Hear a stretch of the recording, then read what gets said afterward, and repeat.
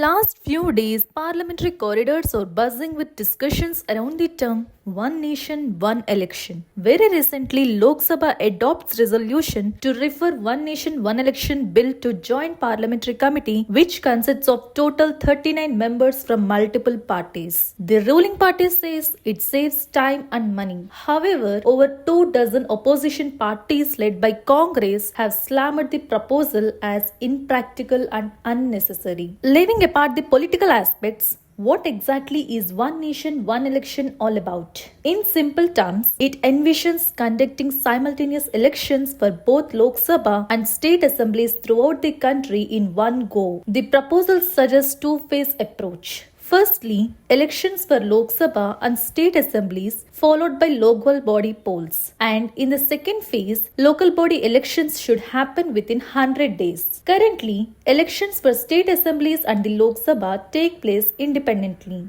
Historical context of this concept. Actually, this concept is not new to India. It dates back to the first general election in 1951-52 and continued until 1967. However, this synchrony was disrupted in 1968 due to premature dissolution of some state assemblies. Over the years, it has been discussed for multiple times by the parties, but there is no action on it. Presently, under Modi government, it became evident, which is why a high-level committee headed by former President Ramnath Kovind was formed, which suggested 18 amendments to existing laws. Now, let us go through the benefits of simultaneous elections. Once if it is implemented, it would bring down the overall expenditure on the electoral process. As per reports, a staggering 1.35 lakh crore rupees was spent on 2024 Lok Sabha elections. Even Niti Aayog and Law Commission of India have suggested for this proposal of simultaneous elections. The government hopes that one-shot elections will also likely boost voter turnout. One last argument that favors simultaneous polls is that it will lead to more efficient administration because during elections, officials are engaged in polling duties which disrupts the governance and policy paralysis can be dished. One last argument that favors simultaneous polls is that it will lead to more efficient administration because during elections, officials are engaged in polling duties which disrupts the governance and policy paralysis can be addressed. Coming to challenges.